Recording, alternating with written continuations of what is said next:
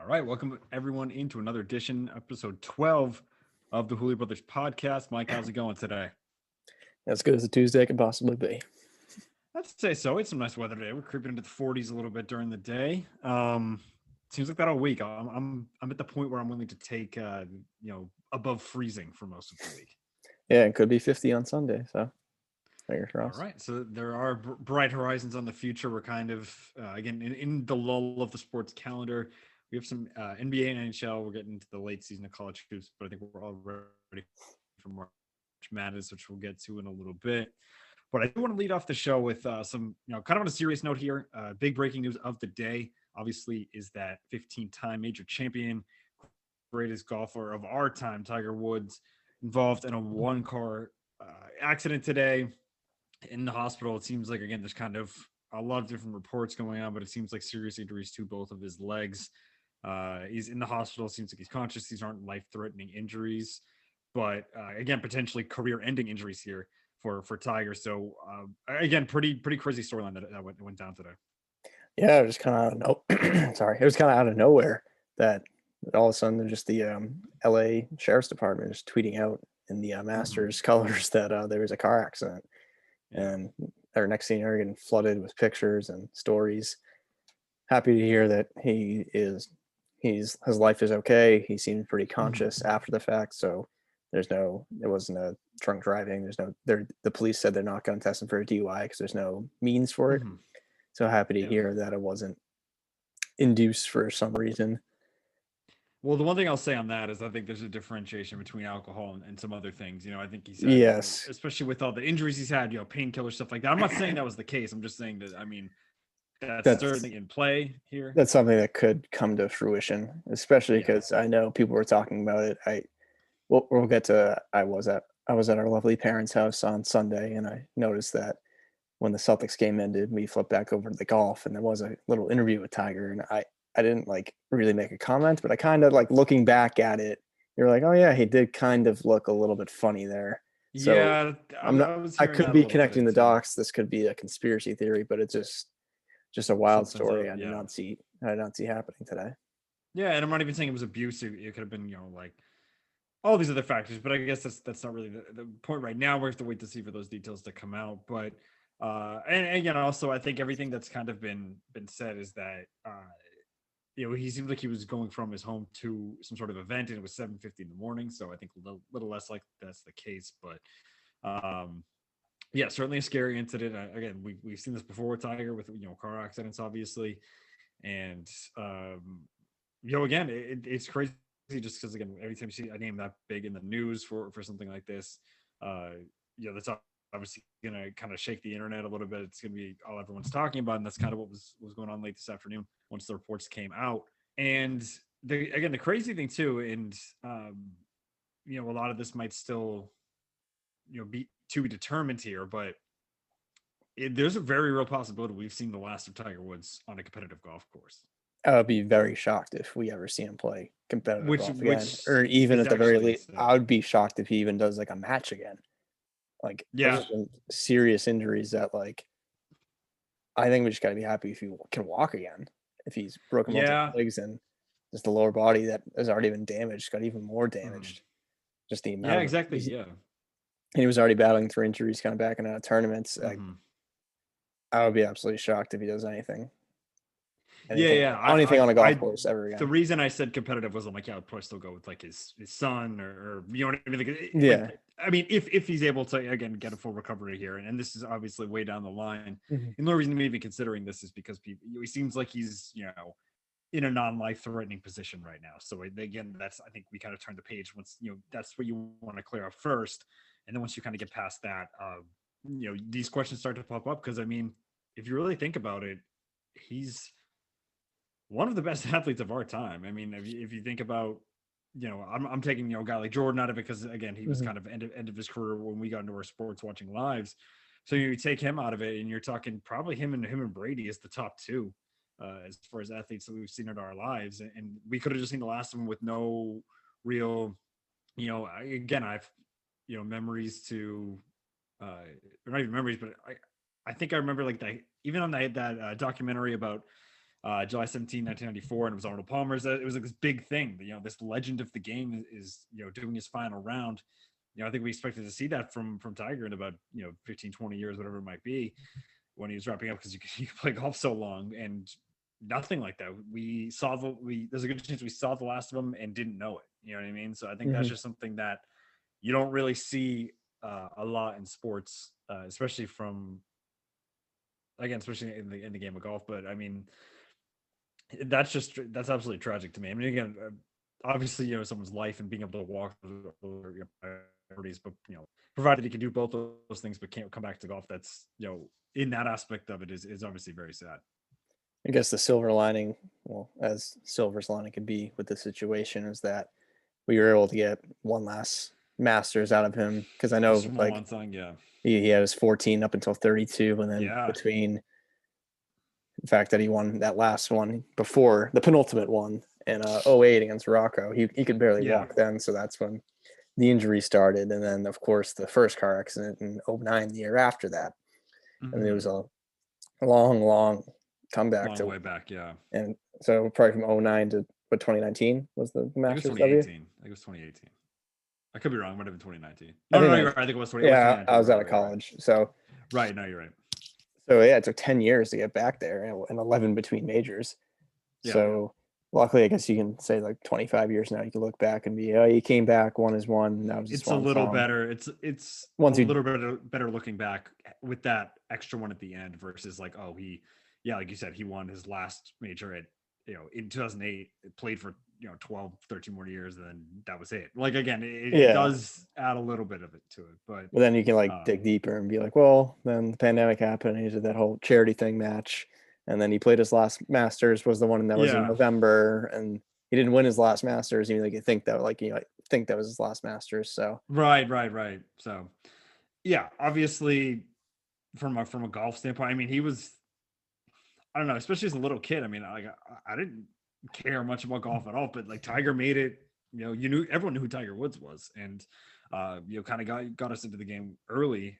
Even if we don't watch it a ton, just like he was appointment television once we got up there. I'll never forget, the iconic putt with the ball kind of hanging over the lip and then falling in. Vern Lundquist going crazy, and then like you said, the match with Rocco having to go the extra 18 back in 08.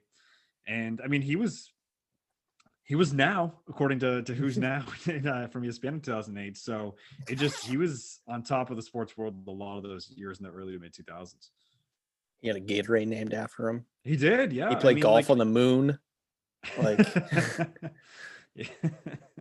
That's true. I forgot about Gatorade Tiger. I think I had a few of those. They're pretty good. I'm not gonna lie. Yeah. But yeah, I mean, absolute legend of the game. And again, like I said, I can't go back to the Nicklaus days, the Arnold Palmer days, obviously, but greatest golfer of my time, and I'm gonna be very shocked if I see anyone better in my lifetime than Tiger Woods. And then like you said, not even just the success, but just like the brand and the recognition, the name Tiger, like everything about it. Just, I mean, he was again like an absolute, or as a player, I mean, he still is gonna, because again, provided everything goes well here, I'm sure he'll be able to stay relevant in other ways. But as a player, just one of the most electric guys we've ever seen. Yeah, because you're gonna need someone to come made golf hot. Cool. Like, yeah, he made golf cool. He came in hot, young. Like, yeah. Like 97. How old was he? Like 21. Like when he was like setting records for the Masters. 21, because So like you're gonna need someone to come with that. Like I think the closest age-wise we saw was Spieth, and he's kind of really fallen off the cliff in the past like couple of years. Brooks. So, Brooks. I mean, dominant, but like he's slowly building him up. You know what I mean? Yeah, like if he can keep the consistency. Yeah, but because like like from like 97 to like 05, like Tiger of the field was like a legitimate bet. So yeah, and it's crazy. I mean, like maybe because I don't follow the sport as intensely, but you're right. It's like Spieth and everyone else. I'm like, oh, this guy's really good. I'm starting to hear his name a lot. You look him up, it's like, oh, he's like 31. It's like, oh, he's not like this young phenom. It kind of takes you a while to get up to that point. So yeah, just truly unlike anything we've seen in our lifetime. But obviously, wishing Tiger well. I hope that he can get back on a course someday. Obviously, his livelihood is the priority there, and getting that squared away first. But yeah, I really hope we haven't seen the last of Tiger on a golf course. And I know I But did make again, the golf on the moon joke. If you want a good laugh, gotta look up the SB speech where Will Ferrell takes the award for him. That's a that's a just good one. just pretending to be Tiger and yeah, nothing. Uh, pretending like nothing weird's going on. Tab. Ticonderoga Or pencils. all the sponsors. Yeah, that actually is a great skit. I think that's how they ended. That was a good show Yeah, with JT hosting and everything. But it's also coming off the Red Sox World Series and the Celtics away championship, so there was a lot of Boston love that night too. But positive vibes.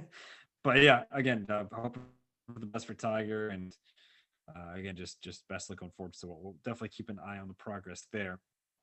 So again, obviously had to lead with that because that was kind of the big storyline of the day. But moving on, Mike, I'm still I've calmed down a little bit, but I was fuming probably at this time a little over 48 hours ago. Because as right now, we get the Celtics Mavs on with a 1 point game with 2 minutes to go in the second half here. But what an absolute choke job and stinker we saw on Sunday afternoon. I wish I didn't waste my time with that. It was kind of a sports packed day. We had Ohio State, Michigan, which we'll get to in a little bit. We had Lake Tahoe after that, and then right in the middle was I think we all assumed. I think I even remember the score being 81-57 at some point, and they just like they've done before, but not quite to this extent.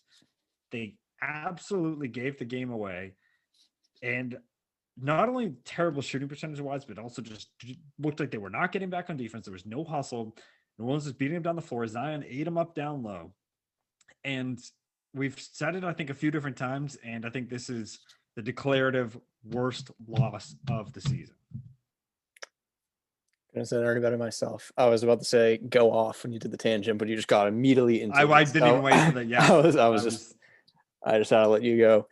But yeah, so as I mentioned, I was at our lovely parents' house for dinner on Sunday, and I watched the first half and kind of got the call to have dinner with the family, and I remember seeing 77-55. And I'm like, okay, this is good. I can enjoy this dinner.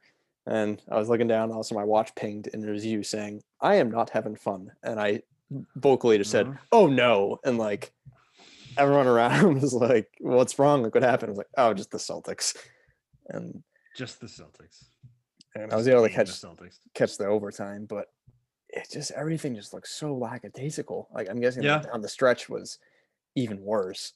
But it was a lot of like asking for fouls or like not getting the basket or just lazy defense. Like I know that Ingram hit the kind of the one to seal the game, but the amount of time that like Nelly, is that the guy 20 on the Pelicans? Oh, Melly, whatever.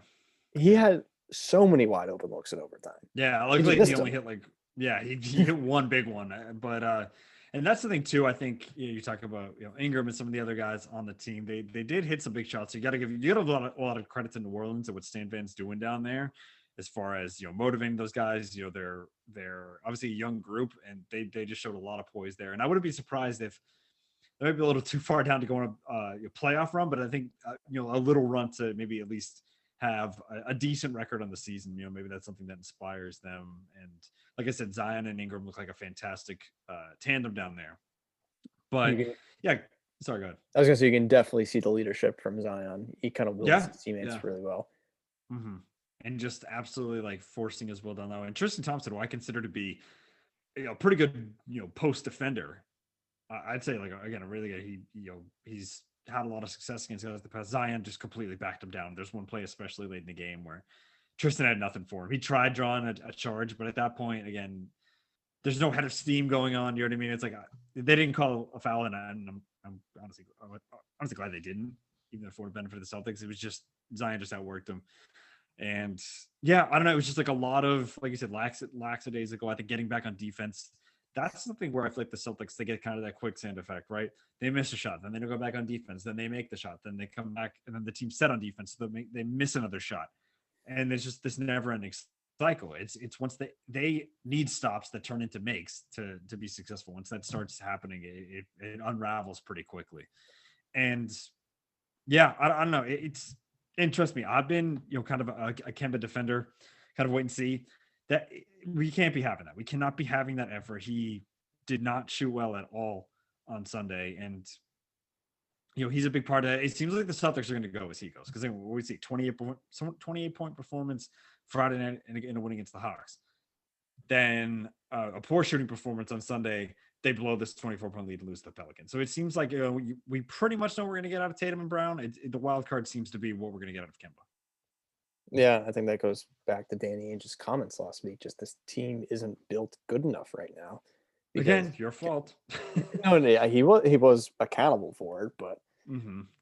like there's only so much you can do when your third max guy, your all-star starter from last year, just isn't putting up consistent numbers, especially when the lack of depth. That I know Smart is out right now, but losing Hayward, losing a couple of the pieces, like you need him to be that all-star starter if the team's going to go nowhere, and it just seems like it isn't working right now. Yeah, and that's another thing too. I mean, one, I think they need Smart back. I think that's been very clear, especially with the team with no depth. You need all the help you can get. And then also the funny thing about Kemba too is, and maybe I'm not like, again, I don't know a lot of like the X's and O's and everything, but he doesn't seem like he's like the athleticism seems like it's there. It's just his shots aren't going in. His shooting percentage is horrid. It seems like he's moving the ball pretty well. He's able to cut pretty well, and he's even showed signs of being able to finish at the rim. It's just the shot. They're just not falling. Yeah, because I remember like beginning of last year, they'd set a high screen at him at the 3-point line, and he would just step into so many threes, and it would be the type of shot that wasn't nothing but net. It was like nothing but like the back of the rim. So you can I thought it was just like, oh, he's automatic from that. And now he just kind of it looks a little different too. Like, it doesn't look like it's not explosive. Like he's still like getting enough arc on there. It just seems like it just isn't looking the same as it did last year. No, and that pull-up jumper that he's kind of patented for too. He's a little guy from NBA standards, and he's used to kind of beating the guy on the dribble, stepping back, nailing that shot. You can tell early on in a game if it's going to be there or not. I feel like if it's money, he's going to have a good game, but if not, it's going to be a struggle. And obviously, he can't completely disappear because teams are going to late in games try to keep the ball away from Tatum and Brown, especially as get down to the shot clock. So it's going to be on him to make these shots. And again, in these big situations, he hasn't done so far. And again, I still believe that he can get there, but he's going to have to do that soon. He's just hasn't been able to do that with any consistency. Yeah, because you listened to us on Saturday. We were raving about like the last 5 games before that. He was looking a lot better. How he ended the first half with 3 straight threes and had a couple of nice plays at the basket. So it's just all consistency. Let me see at the first half tonight. He is 3 of 8, 1 of 5 for 3, 7 points. So 1 of 5 for 3. Again, that concerns me. I mean, it's not an all-time bad game from him, but again, so it's like, okay, so you're 2 for 3 in the paint, which is or inside the 3-point lines. 1 for 5. That's got to be better. Like 1 for 5 is awful, and it's crazy though because you just make one more of those, and I think it is a small sample size. But if it's 2 of 5, okay, shooting 40%, that's really good. So, but no, that's the 3-pointers got to be down, and then like I said, that step back jumper. Those are 2 things that if he can get those down, then I think he's in pretty good shape because again, it looks like the athleticism is there.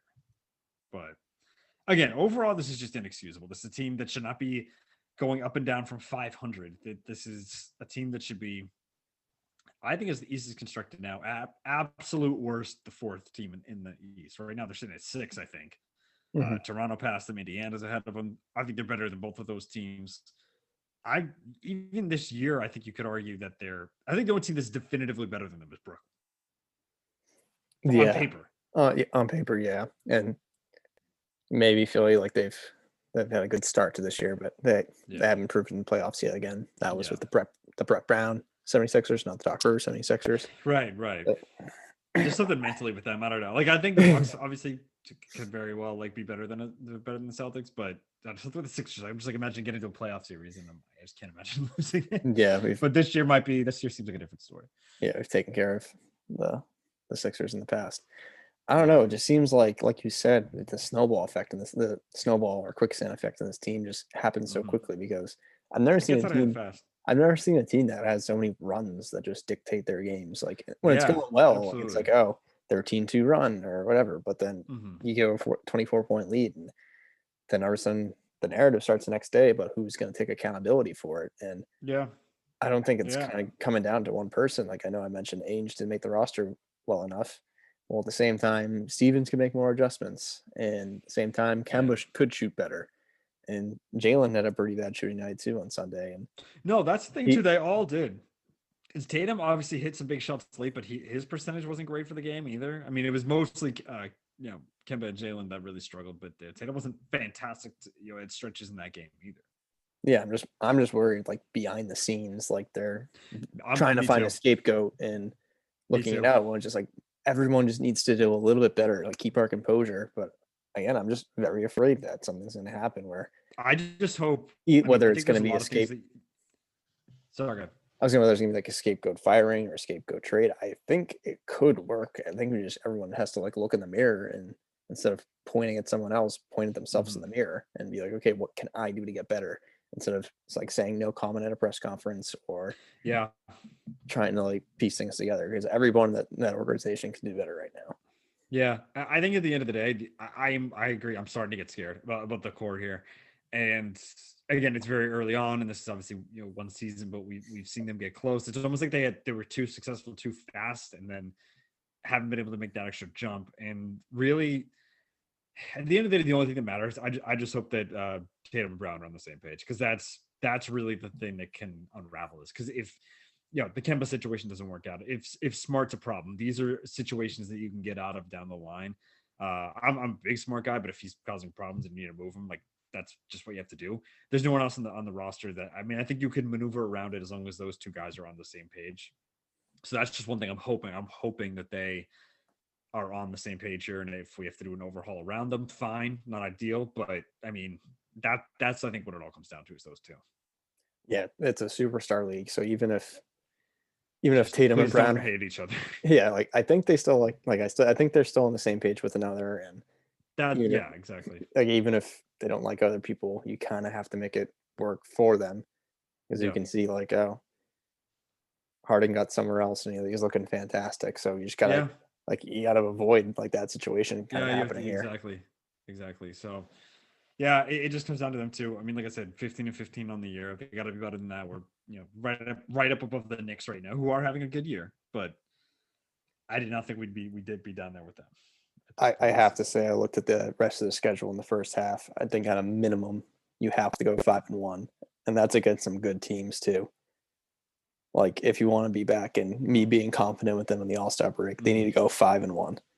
Because what they got Dallas tonight, Atlanta tomorrow, Indiana on Friday. That'll be a tough game.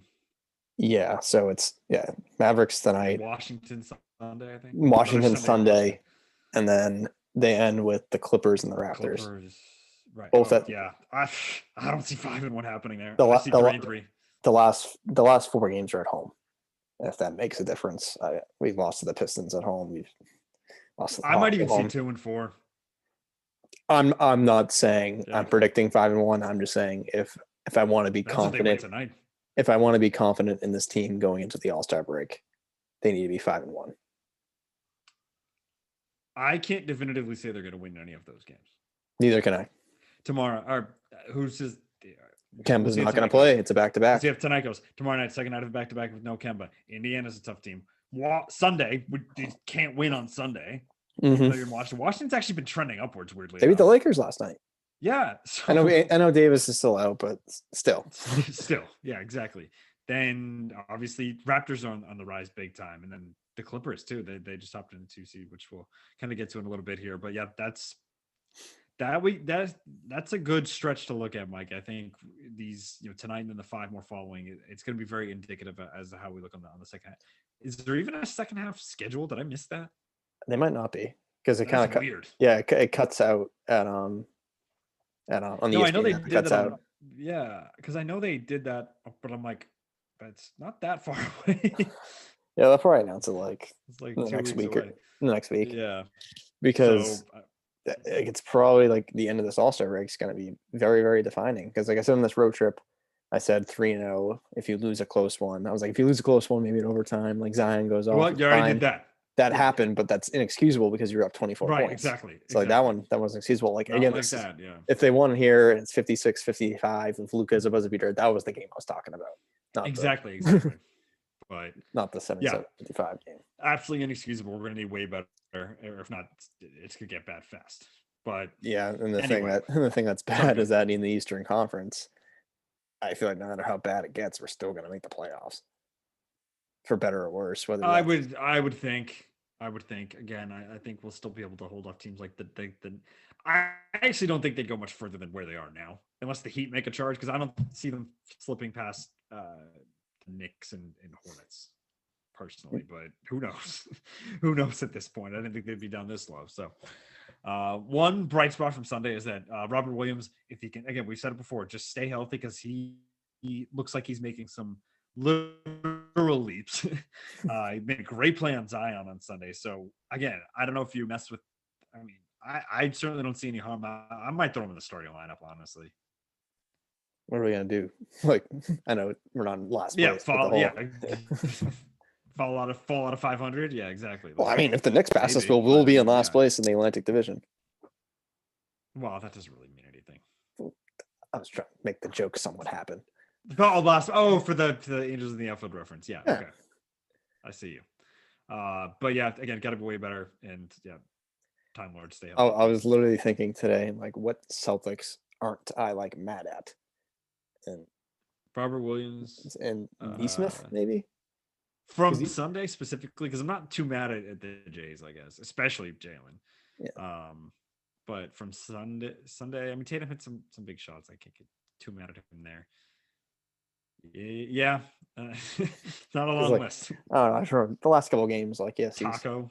The last couple of games, I'm like, I feel like Neesmith at least puts in the effort. Like, I see him crash the glass really well. So it's like, even if your shooting's not there, he's at least giving you something in this week rotation. Yeah. So yeah, absolutely.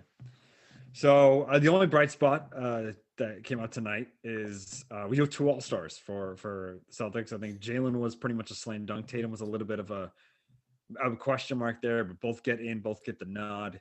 They announced the reserves tonight on TNT. So wanted to get some initial thoughts here. I know we kind of made our picks last time. One of mine was kind of fake. I didn't really looking back when I said no on Paul, I didn't realize how good of a year Paul George was having. He definitely deserved that spot, and I was just like, I was really just happy with the year that Christian Wood was having. But yeah, probably a little too far there. But anyway, in the East, I'd say maybe one kind of big surprise. I think you had this one, Mike. You had Ben Simmons over Young. I think I kind of overlooked Ben Simmons there. I don't really hate that move. The one that was, I think, really more shocking was Nikola Vucevic getting in over Domantas Sabonis. Yeah, so 6 or 7 of my predictions. Like, I think the reason why I was leaning Simmons, you picking Young did kind of push me towards Simmons, but it was kind of like, I think he gets more recognition across the league. No, it makes more sense. I was almost still combining the fan aspect, even though this is coaches, because I think if it came down to that, it would be Trey. But yeah, go ahead. And that whole coaches respect thing might even come down to why Vucevic got the nod, because he's sort of like a lower end max guy. He's made all-star games before, though. I really think Sabonis is one of the most underrated players in the league, and I really want him to get his chance in the all-star game this year. He's kind of been like the best player on that Indiana team, especially with Oladipo leaving town, and Turner is off to a good start, but he missed some games with injuries. Mm-hmm. So, and you saw how that team kind of fell apart without him in the playoffs last year. So. Yeah, I agree. I think, nothing against Vucevic. I just think Sabonis is more deserving. Not that this should mean everything, but I think it's almost like if you are in this toss-up, you almost should consider a team's record. Mm-hmm. Again, I think that's a little overrated on the whole. Like, I think Brad Beal kind of got a little screwed over last year for that reason. But I think if it's, again, not close, I think Sabonis having a better year anyway. But again, if you're not kind of torn in it, I think it should go to the guy whose team's having a better year as well. So yeah, quickly to recap, it was Jaylen Brown, James Harden, Ben Simmons, Zach LaVine, Tatum, Vucevic, and Julius Randle. So we got a few first-time All-Stars there with Brown, LaVine, and Julius Randle, all deserved. Very happy for Julius Randle. I feel like he's kind of too. The forgotten Kentucky big man over the course of the years, and he took his team to the Final Four, right? Championship game. That's when they lost to you. Lost to UConn. Yeah, I couldn't. I knew they lost to UConn. I couldn't remember if that was the. Yeah, that was the 13-14 season with Couldn't remember if that James, was the. with James Oh yeah, Young. the James Young poster. Yes. James Young did have the dunk in that game. The Harrison twins. Yeah. So yeah, that was yeah. And actually, now looking back on it, it's funny because I'm not gonna go. There's probably people far down that I'm forgetting. Actually, no. Now there's. All right, I'm gonna keep it in the lottery. I think, unless I got my years confused. I think that means that if you just look at the lottery from that year's draft, headlined by Andrew Wiggins and Jabari Parker, there's 3 All-Stars in there with Embiid, and now Randall and Zach LaVine are on the list. Yeah. So again, there were a lot of names in the mix. There might be more that I'm forgetting, but it's just funny because again, guys who were kind of taken, especially Julius Randle, like you said, he hasn't even had this, but this recognition kind of until this year. But also very happy for Zach LaVine. He's really putting in work in Chicago. Not a great team around him, and he's been fantastic the last couple of years, I'd say. All-time quote too. When he's Which one? yeah, I'm only scared of 2 people: God and my dad. Did you see his dad? Yeah, He's like, a big rightfully man. so. Yeah. So yeah. I got the years confused. The reason why I thought it was the Final Four is that I'm like UConn beat Butler, but like no, that was the first UConn championship. Yes, exactly. Because I'm like that game stunk. Oh yeah. No, because this was the year that the Harrison twins first murdered me in the Elite Eight by beating Michigan and had them going all the way. I like Michigan. I always picked them to go far, and then they murdered Big Cat with the 3 to beat Wisconsin. They got their revenge. They got their revenge the next year with the 38 upset. The perfect season. Yeah, exactly. Yeah. That was a weird year too because Kentucky struggled to start that year. So they were an 8 seed of the tournament. I remember second round had to play undefeated Wichita State with Fred VanVleet and Ron Baker. Yeah. So that was like a really tough game. I remember watching that one. It was just like oh man, they really screwed over Wichita State, giving them the like team that probably should have been ranked like they probably should have been like a 6 seed or something. But it was a good run for that Wildcats team. Yeah, I really remember watching that at least the first game because I remember UConn, Florida was the first game, and then Kentucky, Wisconsin. I think I remember being underaged at JJ Foley's that day. I think it was more like a dinner time. So I think I remember watching the. Huh? Who are you with? Family. I remember like being with like. I thought I was in like the library. I'm just not doing work. I might have just gone dinner and like at Foley's. Yeah. I remember watching the 6 o'clock game, and I kind of remember being home for like the 8:50 game, the end of that game. I remember being home, like seeing the buzzer beater. Oh wait, no, I'm sorry. I'm talking about the Wichita State game. Oh no. Okay, no, we were there. Yeah. Okay, yeah, I remember. Yeah, I forget what those for, but good times. Anyway, and then the Hooley family history gets in there. What's that? Had to go on a Hooley family tangent in the middle. Right, exactly. So we went deep on the Julius Randle 2014 NCAA tournament run that tends to happen in life. But yes, then we look at the All-Stars out west. This is kind of a little bit different than I think we both saw coming. A couple, my big snub, I think more so than Sabonis, my big snub on the night overall is Devin Booker. I think he is going to get in with the injury. They haven't announced it officially yet, but a Phoenix Sun guard did get selected tonight. It was not Devin Booker. Oh, it's between him and Ja as my last pick, and I would be perfect assuming that Devin Booker is replacing him. But I think I'm fine with Chris Paul over Ja. That's I was kind of like on the fence, and like I looked at the numbers, and I think Ja might have had more like stat oriented deserved. But when you talk about like kind of changing the culture and the fact that the Suns are now a top 3 or 4 team in the West, when I know they kind of finished hot without them at the end of the year, but they still went undefeated and missed the playoffs. So no matter like how hot they were, they still were miles away from a top 4 team in a strong Western Conference. So I think that might have been more of a culture change nod. Not that he's putting up bad stats, but So, but I do expect, I would hope Booker's the first one in after that. Again, I don't know how they are treating the position. I would hope at that point you just at that point kind of treat it like one of the flex spots. But I think you kind of have to too, especially because like across the league, like everyone seemed pretty upset with that. Exactly. Like LeBron, McCollum, LeBron came. D'Angelo Russell were all tweeting about how surprised they were. So you have to imagine he'll get in there. But I think that makes only I think if I'm kind of going through, well, it's not like that's only one first time All-Star out west, and that's Zion. I Yeah, think the rest are and kind of repeat. yeah, you kind of get that with like you expect the two Jazz to be there, the two Clippers, the two Lakers. So we kind Exactly, yeah. So that's of true. It's Dame. like got the Yeah, top three teams. You have just have 6 spots there. So and the Suns could get 2 as well after the yeah. injury replacement. So that's very interesting to look at. It kind of your record really kind of did indicate things out west. Um, Well, I think you'd like to think that in a sport like basketball, there's only 5 people on the floor at the time. The best players are usually on the best teams, like Yeah, for the it's most just part, at least. again different. Like you said, Brad Beal, Trey Young, we've seen before. Obviously not this Yeah. year. Zach LaVine. So again, they're out there. Nick Vucevic, especially more so in the West. I think Yeah. everything rises to the top out there. You get better teams put together. But yeah, Well, so because those are the everyone All wants Stars to. tonight. Sorry, go All ahead. right, like everyone wants to migrate west, like and But yeah, like, super team up which is there. like if I'm as a Celtics fan, I'm perfectly fine. Let's go Yeah. beat each other up out there. So, but yeah, so again, the All Star picks got announced tonight. No, I think again, just those few major, not surprises, but kind of controversial picks that we mentioned before.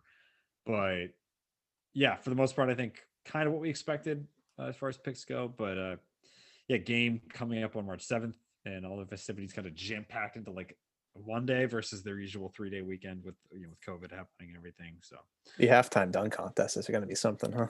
I don't get it though. Like, what? You only have 20 minutes? Is it gonna be like that weird dunk contest from like 2014? Do I don't you know. remember that one? Like the team one? That was That was so stupid. stupid. Well, that was like the low point, and then like Zach LaVine came the next year. Yeah, and then it was looking Gordon the year after. But Exactly. So that was like I think like the well, they're going back to the Elam style, so maybe like an extended halftime isn't like too bad. yeah. So, but that's got to be weird too, because it's no one in the game, right? It's gonna be doing it. It's gonna be like 4 other people or something. Unless someone's I well, can't imagine you play at halftime and then play the whole thing.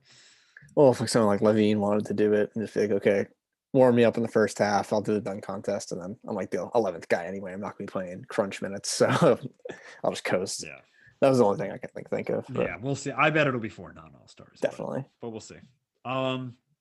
Yeah, just a few kind of notes here. Nets completed their West Coast sweep. They seem like they're on an absolute tear, which is scary. Again, they a lot of these without KD too. So Do you see the controversial call to in that game? I actually didn't, but was it a foul? It was a That 2 point game, and Leonard was going to the hole, and he kind of just like nicked. Didn't even really nick Harden. He just like as he was like putting up the layup, like his arm going up hit him in the face, and they called it off to foul. And called it a like charge. called a charge, and it wasn't even like Yeah. him, like it wasn't like an elbow to the face. It was kind of just like raised, like Ugh. absolute non-call. And On they Kawhi. on Kawhi with That's Harden surprising. If defended it was like in LA with anyone a two else, point game, so like that layup would have tied it and pushed it to overtime. So that's crazy. It's not even like a like Nick Batum or something. You know what I mean? It was just like yeah, it's crazy. Like it was so anticlimactic because the Clippers were on a massive comeback. Ballmer was going wild. yeah. And just Oh, like, oh, and it was just like, oh, that's how it ends. It's just like it was very yeah. No, I was done with basketball for the night. Did not get it. yeah. We mainly watching. I got back to the apartment and we turned on the Tahoe game, and it was like, oh, it's a close game in the fourth quarter. Kind of cooled down for the Yeah. Celtics by that point, and it was a great game. And just kind of like, oh, this is over Yeah, and now. that's the thing too. Like I mean, now I it's didn't even. Sunday at 11 p.m. We got to go to Yeah, work. I It's didn't like, really. oh. I didn't really get into this before, but that's another thing too. The officiating at the end of the Celtics Pelicans game was mind numbing, and what everyone hates about, uh, you know, the last 2 minutes of a basketball game sometimes. And like you said, it seems like it was an issue in that game as well. And I just think, and sometimes we just got replaying to death is something that's definitely a problem in that league. Yeah, and sometimes just swallow the whistle. Yeah, I agree. That and then like I said, the out of bounds thing. I think they brought up a good point of the radio this week. Just like if someone comes up from behind you and slaps it out of your hands, unless there's like an extra motion made, just it's off that guy. Like Yeah. again, something's benefited from that, and I'm still just like, come on, it's too much. But anyway, I have the Clippers are now in second, Lakers in third. I know AD's out, but again, a little surprising. We might see some shakeup as the season goes on, but definitely didn't expect Lakers in the 3 spot this time. And the After Jazz, again lost to the Wizards. and the Jazz are just on absolute fire. They're on a They tear. did they did Yeah. lose on Friday, but let me see. What was their fourth quarter last night? They outscored the Hornets 41-20 in the fourth quarter yesterday. Sounds like something that would happen with the Celtics. Yeah. And I think they finished the game a nice 28 from 55 from three. Jeez. Man, Georgia Niang 7 of 7. My God. So Massachusetts pride, right? Massachusetts guy, Iowa State. Nice. So yeah, Clippers again getting into that 2 spot. Lakers moved down to 3. A couple other notes here. Boogie Cousins guy looks like he's going to be parting ways with Houston. I don't know. I don't really see him going anywhere but the Lakers for some reason. Like A story came out today saying that was unlikely. So that's unlikely. I don't know, he might end up in like a Melo type situation where he might just be out the rest of this year, and then a team just reassesses at some point. I don't know, because I'm just trying to think. Like, I think it has to be a team that's like already like the Clip. Like, I don't know. I don't know why. You got something in your mind. You just brought up Melo. The Knicks. The Blazers. Oh. The Knicks. The Knicks. Ooh, him and Randall together. Yeah. Randall at the 4 and with the 5. Well, how's Mitchell Robinson? Has he been?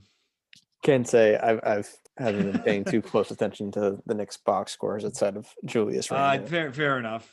But yeah, we'll have to keep an eye out. I don't know. I mean, that seems to be the Kentucky pipeline these days, right? Because they have the ex-Kentucky guy as the Quickly. Yeah. Well, Quickly. No. The assistant coach, right? Or yeah. Yeah, well, he's like the top assistant with Tibbs. At least tonight, Mitchell Robinson is not in the rotation. Might be battling an injury. They have Nerlens Noel starting on center. So more another Kentucky guy. Yeah, sure. Yeah, throw Boogie to New York. No, again, I think it would be for backup or depth on a championship team, but I don't know. We'll have to see, because I'm almost surprised that ended the way it did, because he finally got with John Wall, his guy. Yeah, and it seemed like he did have one kind of throwback game. I want to say like 2 weeks ago, where he had I think 28 and 17 or something like that. Yeah. So I thought things were going well down there. So, and it sucks because he's a guy again, I don't think got credit for being as good as he was in his prime. Like, he was an absolute monster. Sure, he was disappearing in Sacramento for a lot of that, but I mean, he was an absolute beast. And there were times where I really wish the Celtics could have pulled the trigger on him. Now, I don't even think it's because of his ability. I just think we have this logjam at the 5. And you don't need to mess with that. So I'm out right now on Cousins, but it's not because I don't like him as a play. If he gets him, I'll be like, okay, cool. But I'm not going to be like. I'm like, we have Tice Thompson and Time Lord. I'm like, I don't know. Maybe then another team. Let me just confirm. That? They don't. How about the Phoenix Suns? Backup Ayton. Again, you put him with again Chris Paul, and then didn't play at the same time as we get Devin Booker, Kentucky guy. Yeah, because their backup the backup bigs are Kaminsky not starts for them, but their backup bigs are Saric. I mean, they do have some bigger threes with Cam Johnson and Jay Crowder, and Miles Bridges is pretty tall too. But you never know. Yeah, if it was for Chris Paul there, I'd be like, I don't know if you want to throw in that with the young chemistry, but I think Paul can kind of keep guys in check. So, well, I think that kind of narrative is pretty done with him at this point in his career.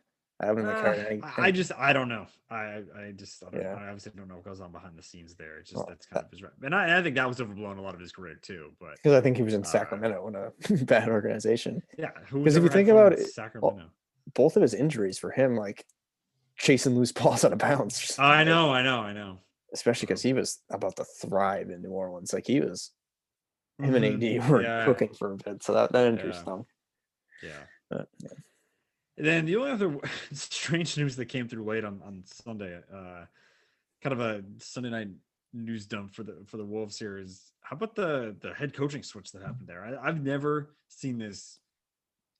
I don't think ever really, and if so, it's been in-house. But basically, Wolves moved on from head coach Ryan Saunders, immediately had a long-term deal, not for an interim, an actual head coach Chris Finch from the Toronto Raptors.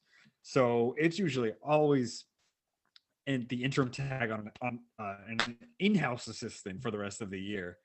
and then you get your new coach the next year. Sometimes maybe you'd have an interim for a little and maybe grab a guy halfway through the season. I think that's happened a couple times before, but very strange situation that was going on in there.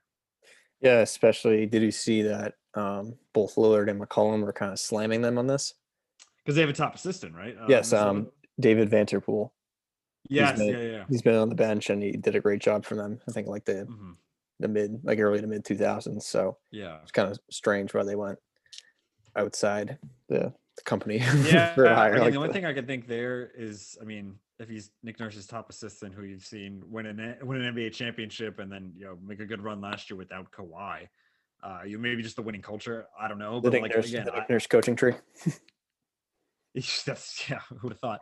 But again, I certainly trust the opinion of Dame and CJ, but I don't know if that's kind of Yeah, I mean, that's the only thing I can think of is if the there's winning. like there's But if they hired some Johnny Pencil pusher instead of the guy on the bench, but it seems like that a top assistant that an NBA champion coach would seem like probably one of the best coaching jobs as an NBA coach because like I like Ty Lue, but that was mainly LeBron. yeah, Like Kerr's a good exactly. coach, but come on, like Well, good thing it wasn't the Kerr, Blazers.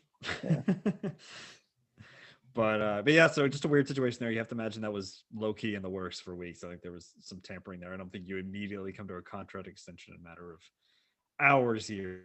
So there was definitely some weird stuff going on there. But yeah, a lot of NBA news. So this heavy NBA show here. The Celtics ran at the beginning, had to get into All Stars and some other notes from around the league. I do want to briefly cover what happened this weekend as far as the NHL goes. Obviously, Lake Tahoe was the big story there, and I don't think the NHL was aware of the sun. How do they forget about it? Because like I don't literally, know, because I honestly wasn't even adding up in my head. I'm like, yeah, 3 o'clock. It's late afternoon. I'm like, wait, no, it's noon. it's like they've said in the past, like they've handled snowstorms, they've handled rainstorms. They played a game in Texas last year, Yeah. but they said the only problem is the sun. So in a place like I know there's a lot of trees around, but it's a sunny day and they book a game right at noon. I'll tell you, like I've been at the beach and stuff like that. Sometimes there's no hotter feeling than when you're just sitting in a giant open. Like I'm picturing just like even a stadium, even if I'm at BC games in September, I feel hotter than I do on the beach because the sun's just like beating down on you. There's no, like, you're just surrounded by I don't know, it's just like it's beating right down on you, especially Yeah, at noon. I'm even just like trying to think of a lake. Like if you enter into a place like up in New Hampshire or up in Maine, Mm-hmm. like it's technically Yeah, like it's hotter up there than like in the city. Like yeah. in the suburbs, like the city can get hot That's the thing regardless, but too. Yeah, because that's the thing too, Mike. I think you bring up a good point there because it's not even like you're in say these stadiums, yeah, but they're in downtown Boston or wherever they're in congested cities. You're in the middle of nowhere, not middle of nowhere, but like you're in a very rural area. Like there's nothing to really block it. It's just gonna beat down on you. So for all those of you who didn't see this, the game was again slotted to start at 3 p.m. They played the first period. I didn't quite catch the video there, but it seemed very like sloppy and gross there. So they play the first period. It gets pushed back 8 hours. So this game resumes at midnight Eastern time, 9 local time out there at Lake Tahoe. So I thought that was kind of cool. Just like, I watched some movies and I was just like, yeah, I'm up. I'll watch some late night hockey. I like the novelty of it, but it was still just like kind of a botched job in the NHL, not really accounting for the sun here. yeah, I think it would have been cool if they like maybe to like just thought ahead and been okay. The Saturday game we'll do full night. We'll do like 8 p.m. local, 11 p.m. puck drop. Like so, like it would have ended around the same time, and then it did work out really well on Sunday. Yeah. With the first period in the 7:30. sunset, and then Yeah. get into the nighttime for the rest of the game. How about that? It looked fantastic, but that was just so funny just seeing like because like I remember I was like I wasn't watching, but I was like checking the score and I'm like this is a long intermission, and then you text me it's like wait there's not playing for another 8 hours. Like they're not playing till midnight. So I was very midnight confused. Puck. Yeah. So that was crazy. Avs were able to come away with the win on Saturday night, like you said, or early Saturday morning here. Then the Bruins absolutely steamrolled the Flyers. It looked, somewhat competitive early on. It was 1-1, 2-2. It went back and forth, and then you passed someone out for that hat trick, and it seems like it fell apart very, very quickly for the Flyers out Yeah, Carter Hart kind of imploded in that little stretch. I think it went from Yeah. 3-2 to 6-2 within a blink of an eye. Yeah, I was watching a couple things. I kept looking over. There's another goal scored. It's pretty nuts. Yeah, yeah. Like I said, it was 4-2, and then we did flip on that like Clipper game for a second, came back and it was 6-2. Yeah, So it was insane. So, but overall, oh my god, that one image of I can't remember who it was shooting it. Do you know what I'm talking about? They like showed a reverse angle of someone shooting, or not a reverse angle, like a or a rink level view of yeah, like a slow mo of someone taking a shot from the point, and just the whole scenery in the background. It looked awesome. It was yeah. And then even to play, like I know some of the quotes were like, "Yeah, there's sometimes I just kept on passing because I couldn't see it, but it just looked like pond yeah. hockey, like as a kid. It looked like it was just a lot No, of no, fun." yeah, I agree. I would definitely if we could figure out the whole sun situation, that seemed like a great venue. I think doing that once a year would be 1 weekend a year would be Well, fantastic. because yeah, even like I know like the stadium series kind of loses the novelty of Winter Classic, but if you do your Winter But Lake Classic and then Tahoe is and then cool. Yeah. that same weekend, like 2 weeks after the Super Bowl, just do the Lake Tahoe weekend. So I'll be throwing up at Lake Winnipesaukee. yeah, or even here we go, like in 2030, Lake Placid for the 50 Oh, years. 50-year reunion. Okay, I don't hate it. I don't hate it at all. Um, but yeah. So again, despite the craziness, I'd say pretty fun, pretty successful amidst once you're able to kind of get the schedule right there for the NHL. Also, some of the looks from that. Can we talk about two in particular stick out to me? Patrice's like old school, denim with the Walkman going. That was really cool. Yeah, and then Pasta's shades. Costas, yeah, the Macho Man look that he had going on was great. And again, as frustrating as the Celtics are making me, the Bruins have had a really good start to the year, and that's at least exciting. Yeah, I know that this episode of TV was making fun of this style of movie. So, but I've never seen this style of movie. I always think it was the Always Sunny Yeah, always sunny. Mountain episode. Or Hot Tub Time Machine. Oh yes, yes, yes. Yeah. Not the time machine. The vintage like 80s looks there, and yeah, it was great. So I'm glad the players get involved in something like that, because it was kind of like the theme of the weekend was like a little bit of a throwback night. Kind of just So something to put a smile on our faces after, like they're having fun with something after. yeah, no, it's awesome. It's definitely awesome. So yeah, really cool weekend at Lake Tahoe. We'll obviously keep an eye on the calendar going forward with the NHL.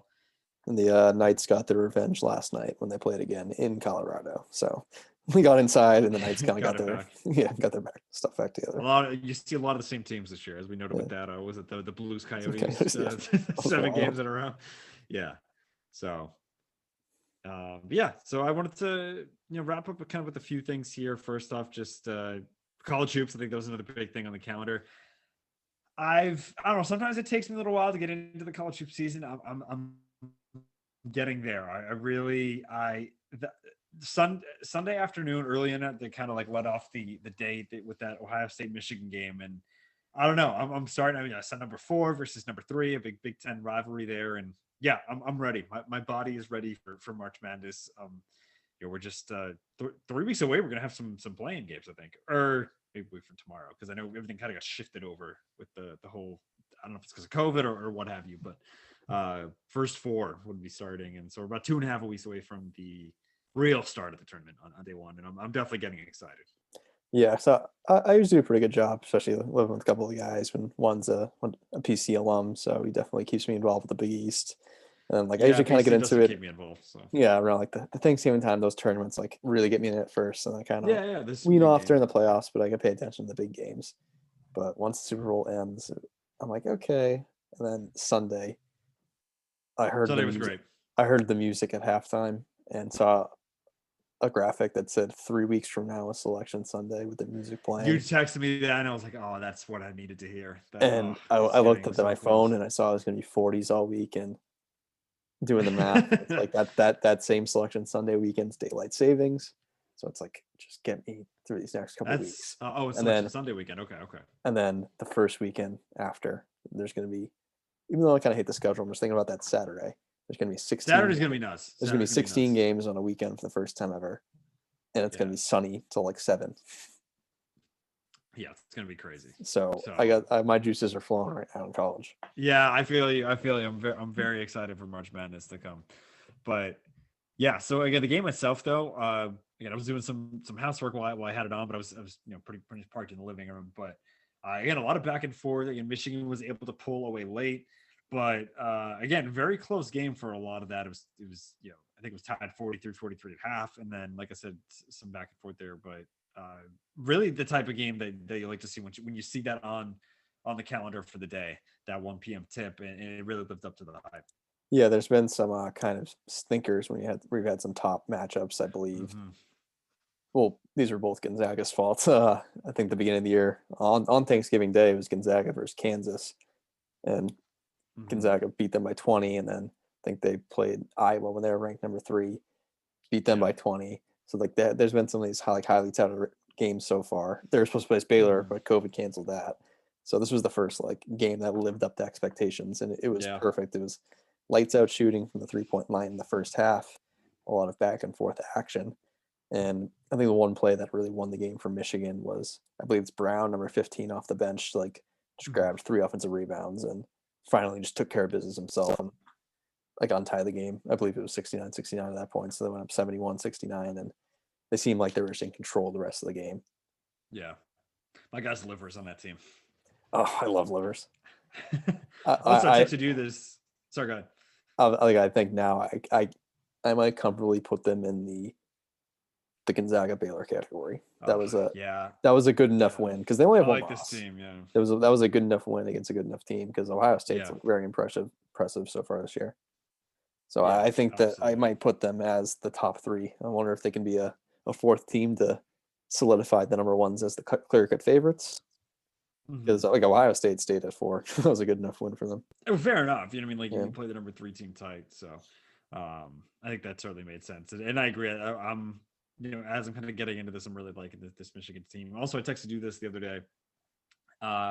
You disagree, but I think Mo Wagner has a very annoying kind of punchable face. His brother, well, that's annoying. I like his stuff. I didn't disagree. I just don't have any problems with the Wagners. He has a Again, because punchable face. I don't know. I My just feel girlfriend like, does. Caitlin also doesn't like Mo Wagner. It's kind of well, funny. I guess for me it's I went to a D2 school, so I don't have a college team to like kind of jump my bandwagon on. I did a little bit with BC as a kid, but I stink and I didn't go there, so I Yeah, don't really care. yeah. I'm So I think sorry, like though. the unsung team, like I love Trey Burke. I've kind of just became sort of like a Yeah, Michigan. well, I was big on that I've team. sort of Yeah, just became like a kind of de facto Michigan fan, like without yeah. really knowing it. Just like looking back, like, oh, I picked them to win that I year. I like picked I them. like that team. I like that team. Yeah, yeah, It's like okay, exactly. so I guess I'm kind of like a Michigan fan. So I never really. Stauskis. Oh, what was it spicy? It wasn't spicy P. It was something like that. He had a weird nickname like that. Oh no! It was Sauce Sauce Castillo. Castillo because that was the closed caption that got screwed up. Yeah, so I don't know. I kind of really like That this was a good team. team. Yeah, Yeah. No, this and should be fun. I love Jawan Howard at the helm too. That's awesome. I mhm. love that player going back to his alma mater and coaching. So that I think that's a great storyline too. Mhm. But yeah, we do. Bruce, you want to cover the Blue Bloods? They're kind of the story of the week, kind of making a little bit of a comeback. UNC's a bit on the up and up. Looks like they're gonna get in. I've seen them kind of slotted as an 11 seed. That's a bit weird to see on some brackets. Did you see that? Did you Kansas on see the their ass rise. kicking they put down the other day on Saturday? UNC. Yeah, I want to get the exact score. I believe they Oh won wait, by I think I 40. did. It was I think I believe they won by 45 points. against who was that? Louisville. It was not BC. I know that. Oh, you're right. It was Louisville, who I think is also slotted. I think I've seen them at like an 8 or 9 seeds or Yeah, somewhere. they're a pretty decent team. I want to get the exact score. Sorry, the ESPN app is No, bugging on me. that's It fine. But was I mean, like, 99. It was 99-54. yeah. I mean, it's real statement win again. I think they're on the way back. Like I said, Kansas, they were never really. I mean, they've been ranked, most of, if not all, the year, but not quite at the top like we did last year. The second they Uh, became unranked, they had like 2 ranked teams in the- that schedule that week, and right. they beat both of them. So Yeah. So, and my other one, Mike, I think Duke's gonna get in. it was a very solid win at home against Seven I think Virginia they're on gonna get in. Saturday, but there's still way too much work to be done. They're 10-8. They're 10-8. Like, The and this is committee. well, The 11. committee. They're 11-8. That was 10-8 after the Virginia game. They're 11-8 now, and that's on a 4-game winning streak. So unless they can I make don't some know. I just think serious there's a lot of noise, bias in that committee sometimes. well, Coach K did say every team should get in this year. So Coach K, what? did say every team should get in this year. And Oh, then, that's and some then early, like, early season PR work there. So okay, let's just go through them. Let's see what they have on the docket here. They have Louisville on Saturday. They just beat Syracuse by 14 last night. It's pretty convincing. They beat number 7 Virginia on last Saturday. They're on a bit of a run here, and then they wrap up with Georgia Tech, and then the final rivalry game. That'll be a big one. So say they take care of business against Louisville and Georgia Tech. If they beat North Carolina in that game, I think again, I still don't know what's happening with the tournaments going forward, but I think if they win out, I think there's a good chance they win the tournament. I'd be. They can't go on with double-digit losses. I don't think. Okay, that's including enough, one tournament loss too. So that's the thing too. I again, as a Duke hater, I kind of want them to get in so that they can lose that. I don't know, but the biggest reason is to make that game very relevant. I think either way it will be, but like again, we've lost some juice of the Duke UNC game. Ended up being a pretty good game the first time around, but again, not with the ranking. But that could be a fantastic matchup at the end of the season. But go hear me out. Duke beats them. First 4. Playing game. Round 3. No. Neutral round Sunday. 3. No, they would never do that. That would be awesome though. No, I think so many people would just skip the first 4. Imagine having that happen. Yeah, you're like, well, who do I go with? Yeah. That actually would be. That'd be a ratings bonanza. It would be. I was actually going to use that exact term. Okay, well now I need it. I don't think it's going to happen. So now go. I don't think they'd put them in the same bracket. But it's almost one of these things. It's like, okay, if you're not gonna put UNC maybe in the first 4 or even Duke, fine. But if they're both gonna be in one of those games, you have to have them face each other. Like, yeah, of course. I'd hate to see them both in like separate ones. Like that wouldn't be fun. But yeah, I don't know. I think it'd be fun to get both those names at the tournament. Again, UNC I think a little more likely than Duke, but again, if they win out, especially beating UNC to end the season, I think that'd be a big case to get them in. But so yeah, we'll keep an eye on both of them. We'll see if they can get some of these blue bloods in the tournament. Just quickly wanted to talk up some upcoming games this week. We have Kansas and Texas later tonight, so a good Big 12 matchup there with 2 ranked teams. Actually, because it's now 9:30. That game tip off at 9.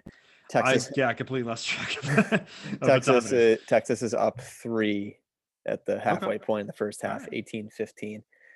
That's a big game for Texas. They've been on a downturn. Yeah, I remember. I think back in maybe January. I think probably actually in December. They played at Kansas, a new game, and Texas just hit them on the mouth to begin the game and took over. Yeah. But I think ever since then, these two teams have kind of been treading in opposite directions. As Kansas has got back up to 17th in the country after being unranked a couple weeks ago, and Texas blew a 19-point lead at home against West Virginia. I mean, no slouch. I think that was 13 versus 12, but as we talked with the Celtics, you got to hold on to those leads. So yeah, this would be a big win for both teams, as we'll talk about this on Saturday, but Kansas plays Baylor on Saturday. So yeah, so again, we'll kind of have our own preview for the Saturday slate. We'll try to get some time in there, and just to kind of look at the rest of the week. Did you have something else there, Mike? I'm sorry. And there are some there's been some good games on tonight. As speaking of Baylor, maybe one of the most shocking scores I've seen all year. 2-16, Iowa State is leading Baylor at home with 7.5 minutes left, 61-58. Okay.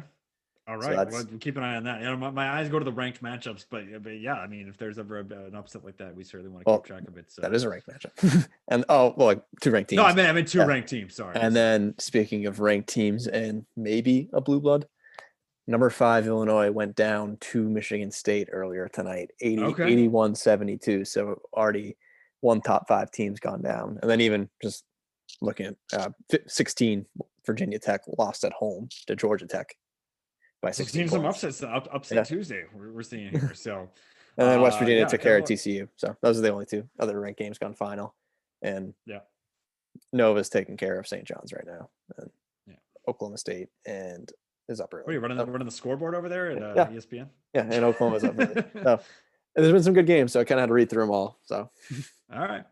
And then coming up kind of a little bit later in the week, like I said, we'll save the Saturday slate for the next episode. But we have Bama, Arkansas tomorrow. Typically a nice football matchup in the SEC, but two ranked teams going at it on Wednesday night. And then a fantastic doubleheader on Thursday, starting early. A nice 5 p.m. tip between West Virginia and Baylor. And again, it should be a good game, even if Baylor does get upset tonight. Still a lot of two top 10 teams, I believe, in that matchup, right? 2 and 10. Mm-hmm. Yep. And then Iowa, Michigan in the Big Ten at 7 p.m. tip. So a nice little double dip there to start your Thursday evening. Yeah. So going back to Wednesday, I'm really much looking forward to this Alabama Arkansas game. I know, kind of go with that home song, Alabama Arkansas. Okay, yeah. But I expect that True. that's I don't it's know a how really you're close gonna one. I connect those think dots. ESPN has the over under at 155 for Oh college. man. So Big Arkansas, led by Coach Muss, the old Nevada head coach when they had the Martin brothers. So that's going to be a really good game. And then pivoting to Thursday, yeah, anytime there's 2 top 10 matchups between West Virginia, Baylor, and then after that, Iowa, Michigan. That's appointment television. Absolutely. And then I was telling you before the show, I might end up watching that Boise State, San Diego State game. The nightcap, yeah. Yeah, 18-4. That's ranked 17-4. The Boise State did have I want to say a 13 game winning streak at one point in the year. And San Diego State, according to Clark Kellogg, is one of the hottest teams in the country. So that might be a nice game to kind of wean down on. We're getting close, man. We're getting close. Yeah. We're getting some good matchups here. And again, kind of to lead us into the home stretch here. Gotta do your homework. What's up, this is your last couple weeks cram for your bracket. Gotta pay attention to some games. I know, but I've been see who's hot. Looking at some Andy Katz brackets. Checking some Joey brackets over on Bracketology, and we'll have to do a little bit of research as we get. He's confusing this year. Have you noticed him? Joey brackets? How he has the different brackets for amount of teams. Have you noticed that? I weirdly went on the website the other day, and I noticed that it was 4 days updated, so it didn't have the weekend game, so I didn't pay much attention to it. It was a weird layout, and then I don't know. Yeah, it was it might be another guy on the ESPN site, but it's the varying stages of bracketology. It's really weird. Yeah, don't need to get into that. But anyway, yeah. So again, we're there's a light at the end of the tunnel, and should be fun along the way as well. So we focus mostly on hoops tonight. We hit on the Lake Tahoe. We obviously had the Tiger news to start. I don't have too much on NFL and MLB. Again, we had the Carson Wentz stuff last week, and kind of the draft and free agency on the horizon. So we'll obviously keep an eye on all that. That weird Cam interview on the podcast of Brandon Marshall, Chad Johnson, Fred Taylor, and all those guys. Again, sounds like a guy who wants to come back to New England. Patriots will obviously have to figure out that situation. Definitely went to bat for Bill Belichick. So that was kind of the only local storyline as far as football went this week. Yeah, and that weird moment he had at the flag football game or whatever. Oh, the kid yelled at him. I'm gonna have Cam's back on that one. Just shut up, kid. You just did it for clout. Seemed like a chowderhead. Yeah, I mean that's literally all we did. I mean, I don't even think the kid had bad intentions. No, it was just literally for clout. I knew this was gonna go viral. But anyway, and then that interview, that was kind of just more of a puff piece for himself. He did, whether it's New England or when you have that bad of a year and you want to advertise yourself, sure, go to a safe space and kind of just talk about the year. And he didn't even he stayed true to the Patriots. I had a bad year. It was because XYZ, not because of the Patriots organization. So made himself look good in that way. So. Yeah, exactly. Yeah. So, and I think all those guys are boys too. So, I mean, that's what you do. You go to each other's podcasts, right? Yeah. So I think that's just kind of, again, what that was. And like you said, nothing too incriminating there. Just a guy trying to get another job here. And MLB, we have spring training around the corner. No major free agency news. So, again, we'll certainly hit on as we get closer to the season. And, one final note here. Bobby Shmurda is free. Got released from jail today, waiting for that hat to come back down from his infamous video about 7 years ago. So he's back. Knicks are back. Right time for that hat to come back down. One of the they have to be related to each other, right? I mean, it's the last time they were good. Yeah, if you looked at the data, I'm a numbers guy. If you Yeah. look at the data, that's what happens. I think Back one in of the the prime Mellow days, yeah. one of the funnier moments was I think it was either last year or the year before, the Pistons were playing at the Nets. And Oh so my God, Reggie Jackson. when Reggie Jackson of the Pistons, the Nets fans started chanting Shmurda. He does look a lot like Bobby Shmurda. And he hit a free throw and did a little shmoney after. So Yeah, that was funny. I saw that going. I saw them making the rounds on the internet today. But yeah, again, we again basketball heavy today. Had a rant on the Celtics. Again, a lot of good college games coming up as well, especially as we approach the All-Star break. That's kind of when I start to ignore the NBA and switch over to college once the tournament starts. Luckily, it coincides a little bit with the All-Star break this year, with it being pushed back. But a lot of good on the horizon before March Madness, and when we get into baseball. So we'll have lots to talk about on Saturday as well. yeah, it'll be a loaded show, especially with this Mavericks Celtics game going final, and then they'll have two more games They'll on have Wednesday. two more, so we'll have plenty of reaction for how these three games go. Again, we're in the fourth quarter here at a tight game in Dallas. And then on the college side, between the pack slate we talked about during the week, we'll give you the updates on some possible upsets. I think one last update: it's a 5-point game in Waco, so Iowa State Okay. still hold on to that lead, and there'll be a pretty big, nice slate to preview Saturday. Absolutely. So yeah, thanks everyone for joining in. Like I said, a lot of basketball talk today. Maybe some more on Saturday. We'll see if any news comes from the NFL, because there's always something going on there. And again, excited to talk to you all on Saturday. Good rest of your week, everyone.